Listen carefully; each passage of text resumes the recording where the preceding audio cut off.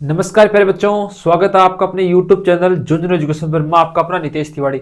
आज अपन इस video class में बात करेंगे शेखावाटी विश्वविद्यालय के जो बीए प्रथम सेमेस्टर के जो बच्चे हैं जिनका पेपर लगने जा रहा है हिंदी साहित्य का, हिंदी लिटरेचर, उसके महत्वपूर्ण प्रश्नों की बात करेंगे। भाई कौन कौन से क्वेश्चन आपके एग्जाम में आने की संभावना है।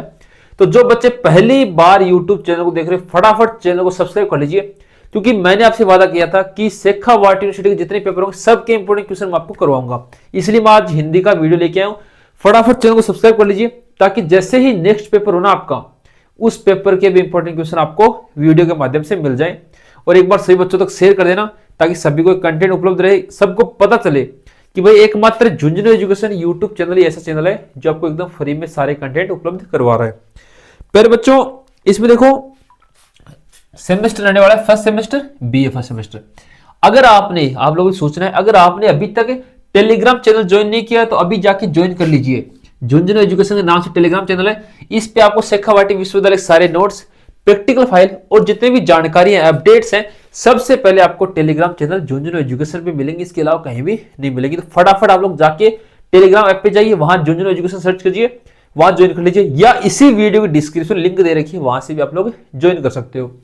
पहले बच्चों दूसरी बात है, अगर अन्य की सब्जेक्ट इंपोर्टेंट क्वेश्चन चाहिए तो आप इंस्टाग्राम में नितेश तिवारी झुंझुनू, इस इंस्टाग्राम को फॉलो करके इस पे मैसेज कर देना कि भैया हमें इस पेपर के इंपोर्टेंट क्वेश्चन चाहिए, हम उसकी वीडियो उपलब्ध करवाएंगे आपको। ठीक है, अपने सब्जेक्ट का नाम इंस्टाग्राम मैसेज में भेज देना। चलो भाई, जो जो क्वेश्चन मैं बताऊं उनको आप माइंड में सेट करते चलना, और जो मैं बोल रहा हूं उस पर ध्यान देना। ठीक है, इसमें पर्सन पहला रहेगा। पहला प्रश्न देखने से पहले एक बार फिर से बताऊंगा, जो मैं बोल रहा हूं उस पर ज्यादा ध्यान देना प्रिय बच्चों, क्योंकि मैं यहां पॉइंट्स लिखूंगा, क्वेश्चन में बोल के बताऊंगा कि ये क्वेश्चन इस प्रकार से पूछेगा। ठीक है, वो मैं सारी चीजें आपको बता दूंगा। इसमें देखो पहला क्वेश्चन जो शानदार क्वेश्चन रहने वाला है, शानदार प्रश्न, और 100% लिख लेना, इसके आगे छप सकता है इस बार। ठीक है, 100% छपेगा। पहला प्रश्न है, वो है भक्ति आंदोलन। भक्ति आंदोलन। अब प्यारे बच्चों, आप पूछोगे सर इससे क्वेश्चन किस प्रकार से पूछेगा कि भक्ति आंदोलन के उद्भव तथा विकास पर प्रकाश डालिए, या तो ऐसे पूछेगा, या भक्ति आंदोलन के सामाजिक सांस्कृतिक कारणों पर प्रकाश डालिए। आंसर एक ही रहेगा, क्वेश्चन को घुमा सकता है। ठीक है, मतलब इसका पहला पॉइंट आप लोग देखेंगे, उद्भव एवं विकास।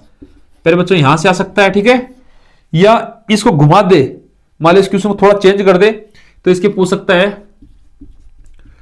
आंसर एक ही रहेगा। ठीक है, सामाजिक एवं सांस्कृतिक कारण है। मतलब कुल मिला की बात यही है कि आपको क्या है कि भक्ति आंदोलन को पढ़ना है। भाई भक्ति आंदोलन कहां से शुरू हुआ, क्या था ये आपको पढ़ना है। अच्छा क्वेश्चन है पहला क्वेश्चन, भक्ति आंदोलन। ठीक है, लिखो इसको पहले बच्चों। आप तो जैसे जैसे मैं बताता चलो ना, वैसे वैसे आप साथ साथ लिखते चलना, ताकि आप लोगों को टाइम बचे। लेकिन फिर से वही कहूंगा, मैं जो बोल रहा हूं उस पर ज्यादा ध्यान देना, और सब लोग चैनल को सब्सक्राइब कर लो ताकि जैसे ही नेक्स्ट वीडियो आए आपको पास नोटिफिकेशन आप वहां से देख सको। पहले बच्चों अगला क्वेश्चन है क्वेश्चन नंबर 2, वो है 2 नंबर क्वेश्चन आप लोग देखेंगे, वो है कि डोला मारू रा दूहा, डोला मारू रा दूहा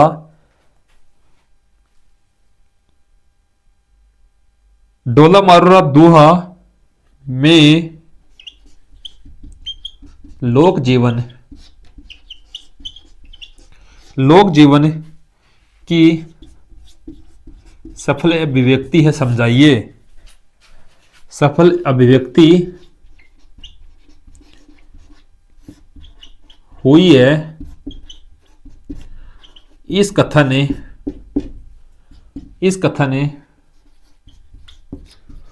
को समझाते हुए बताइए कि कबीर एक समाज सुधारक थे।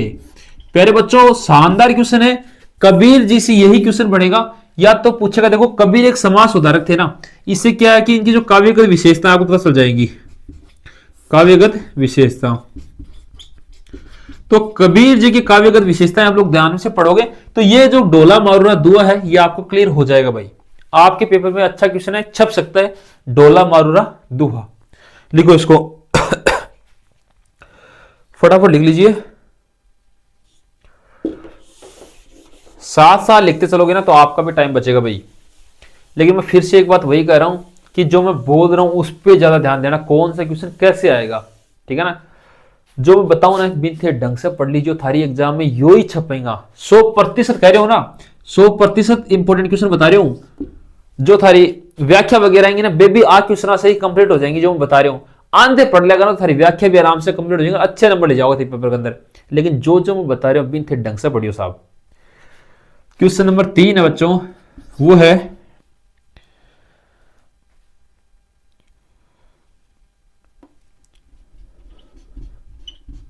नागमती का विरह वर्णन, नागमती का विरह वर्णन हिंदी साहित्य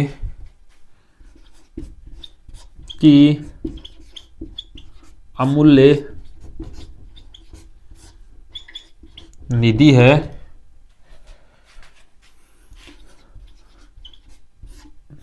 इस कथन के आधार पर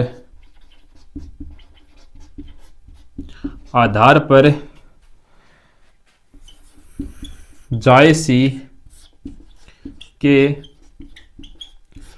विरह वर्णन पर प्रकाश डालिए। पहले बच्चों अच्छा क्वेश्चन है, जायसी का विरह वर्णन, आप तो इस पॉइंट को पकड़ो यहां से। जायसी का जो विरह वर्णन है ना वो आपको देखना है भाई। जायसी का विरह वर्णन लिखो इसको फटाफट लिख लीजिए।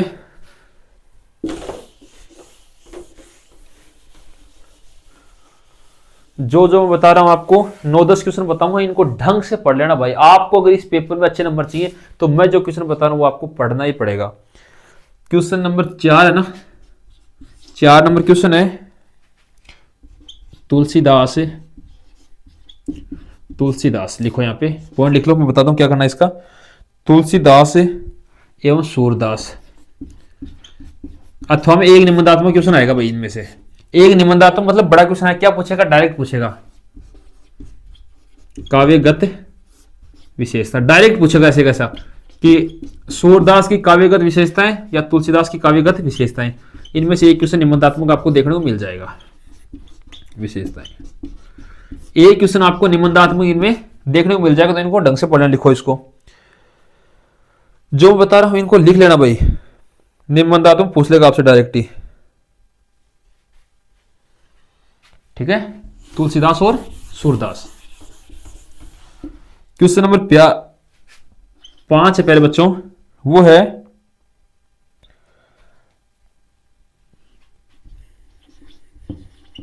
पृथ्वीराज रासों में वर्णित के मास कर्नाटी प्रसंग की ऐतिहासिकता पर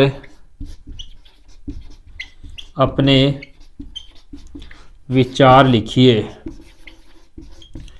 लिखो भाई, आप आपके विचार लिखो क्या पर, केमास कर्नाटिक प्रसंग किसमें, पृथ्वीराज रासों में, उस पर अपने विचार आपको लिखने पर बच्चों। लिख लो फटाफट, 5 क्वेश्चन हो गए, लिखो इसको फटाफट।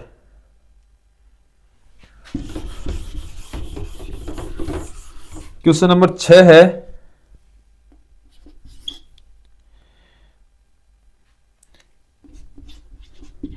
विद्यापति। इसमें से क्या क्वेश्चन बनेगा भाई, विद्यापति से 2 क्वेश्चन बनने की संभावना है जो अच्छे हैं इस यूनिट में। ठीक है, एक तो पूछेगा कि विद्यापति पदावली के आधार पर विद्यापति के काव्य शिल्प की समीक्षा कीजिए। ढंग से लिखना क्वेश्चन, विद्यापति पदावली के आधार पर विद्यापति के काव्य शिल्प की समीक्षा कीजिए। दूसरा इसमें वो आएगा कि मुक्तक काव्य की दृष्टि से विद्यापति के रचना विशिष्ट पर प्रकाश डालिए। क्वेश्चन लिख लेना, मैं बता रहा हूं, मुक्तक काव्य की दृष्टि से विद्यापति के रचना विशिष्ट पर प्रकाश डालिए। एक तो यहां से बनेगा मुक्तक काव्य, मैं कह रहा हूं ना कि मैं बोल रहा हूं उस पर ध्यान देना। दूसरा जो काव्य शिल्प वाला जो मैंने बताया, यहां से 2 क्वेश्चन बनेंगे, इनको आप लोग लिख लो। विद्यापति से ये आ जाएगा। ठीक है, विद्यापति हो गया, लिखो भाई, फटाफट लिख लो इसको। लिखिए फटाफट, आप लोग लिखिए। 7वां क्वेश्चन भाई 2025 में आया हुआ है, इसको पढ़ लेना। 2025 में पिछले साल भी आया था, इस बार भी आ सकता है। मीराबाई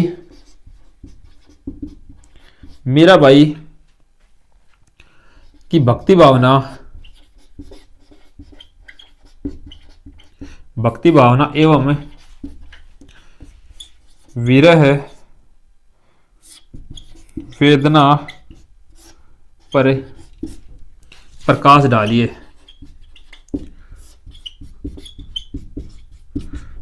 मीराबाई थी, उनकी भक्ति भावना, ठीक है, भक्ति भावना पहला पॉइंट, एवं वीर वेदना पर प्रकाश अपन को डालना है। लिखो भाई, अच्छा फटाफट लिख लो इनको एक बार।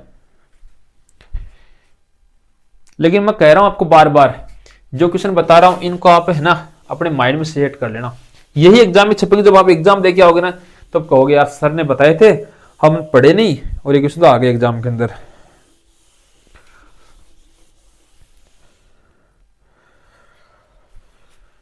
क्वेश्चन नंबर 8 है पहले बच्चों, वो है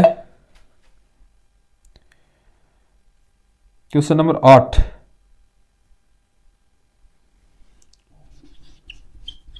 कवितावली की काव्यगत विशेषताओं पर प्रकाश। ठीक है, जो इसकी काव्यगत विशेषताएं है उन पर प्रकाश डालिए।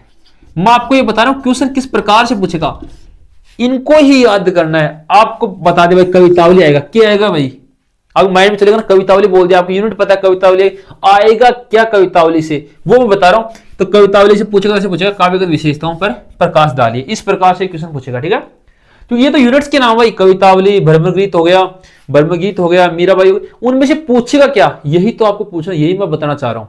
तो इसीलिए मैं कर रहा हूं, ये सारी जानकारी आपको इसी यूट्यूब चैनल पर मिलेगी। तो आप लोग चैनल को सब्सक्राइब रखो, ताकि जैसे नेक्स्ट वीडियो है आपको नोटिफिकेशन आ जाए। सब्सक्राइब करके रखोगे ना तो नोटिफिकेशन आएगा डायरेक्ट, आपको ग्रुप में घुसने की जरूरत भी नहीं पड़ेगी। क्वेश्चन नंबर 8, 9 नंबर है प्यारे बच्चों, वो रहेगा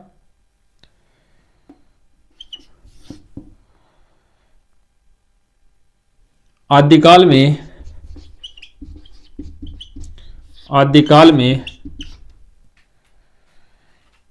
हिंदी साहित्य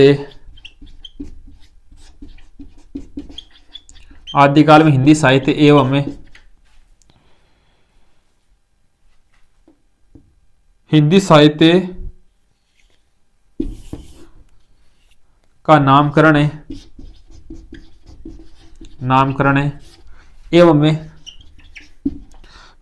एवं वीर गाथा काल का वर्णन करें। पहले बच्चों अच्छा है कि आदिकाल में तो आपको हिंदी साहित्य का जो नामकरण, विकास, उद्भव, जिसको हम बोल सकते हैं नामकरण, उसी को बोलते हैं, कैसे, एवं वीर गाथा काल क्या था इसका वर्णन करना है। ठीक है, अच्छा क्वेश्चन 9 नंबर का, लिखो इसको, लिख लो भाई फटाफट, जल्दी जल्दी लिख लीजिए, लिख लो यार फटाफट लिखो ना। आदिकाल में हिंदी साहित्य का नामकरण एवं वीर गाथा काल का वर्णन कीजिए। इसके बाद अंतिम क्वेश्चन बताऊंगा 10 नंबर क्वेश्चन, उसको भी आपको लिखना है। वो क्वेश्चन रहेगा 10 नंबर।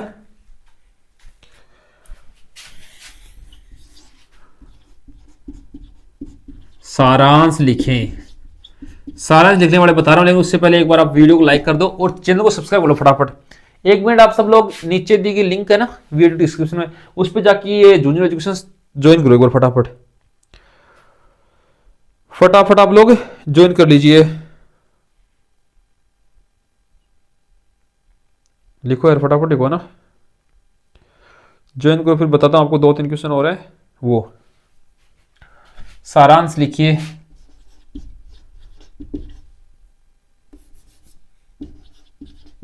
कबीर की भाषा शैली, इनको देखना शॉर्ट में आपको, ठीक है। कबीर की भाषा शैली।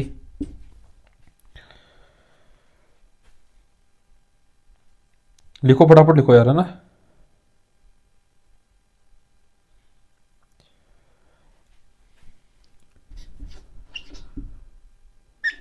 विद्यापति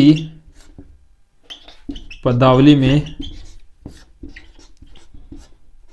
गीतितत्वे, गीतितव्य, ठीक है। गीत तत्व है भाई, तत्व है ना, वो है लास्ट में। गीति तत्व लिखो इसको, लिखो फटाफट लिखो। सगुण एवं निर्गुण भक्ति। सगुण एवं निर्गुण भक्ति। सगुण एवं निर्गुण भक्ति मोस्ट है। इन तीनों में सबसे मोस्ट ये है भाई, सगुण एवं निर्गुण भक्ति। इनमें आपको छोटा 2-2 नंबर क्वेश्चन आता है, उनमें पूछ सकता है कि सगुण भक्ति क्या होती है, निर्गुण भक्ति क्या होती है। लिखो इसको। मैं कह रहा हूं जो क्वेश्चन आने की पूरी संभावना वो सारी बताऊंगा मैं, ठीक है। लिख लीजिए आप लोग फटाफट।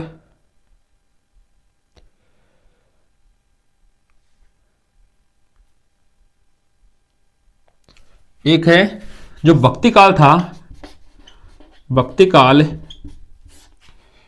काल में कवियों में तुलसीदास का अन्यतम स्थान था ये कथन। एंड लास्ट है टिप्पणी वाला, वो बताता हूं। लेकिन जो मैंने बताया ये चारों आप लोग फटाफट लिख लीजिए।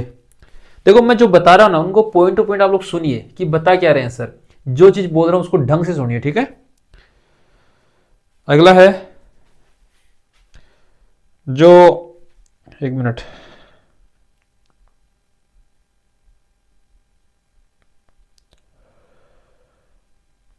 एक सेकंड रुकिए आप लोगों को। कहां गया क्वेश्चन? एक क्वेश्चन था,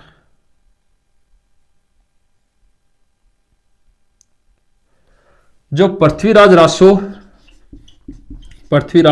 रासो एवं नागमती, ये जो 2 कहानियां थी ना, इनको आप लोग पूरा सारांश देखेंगे भाई।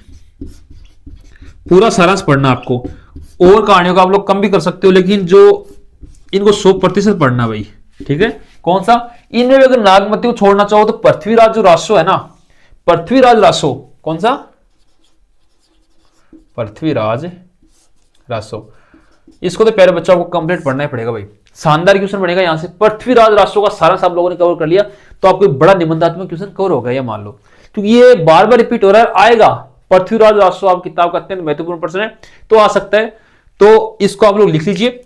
और जो क्वेश्चन मैंने बताए उनको अपने माइंड में सेट करो। जो मैंने बोला है ना कि कौन सा क्वेश्चन कितने नंबर का आ सकता है, उसी तरीके से उसको तैयारी करनी है। जो मैंने 2 नंबर बताया उसको बड़े वाला याद मत करना, जो मैंने बड़े वाला बताया उसको 2 नंबर वाला याद मत करना, ठीक है। तो जो चीज मैंने बताई उनको आप लोग याद करना, और सारा लोग सब्सक्राइब कर लीजिए, ताकि जही अगला वीडियो आ जा, अगले पेपर को थागे नोटिफिकेशन आ जाओ, था कड़े घूमने की जरूरत नहीं पड़े। तो सारा लोग चैनल सब्सक्राइब कर लियो, वीडियो लाइक कर दीजिए। धन्यवाद।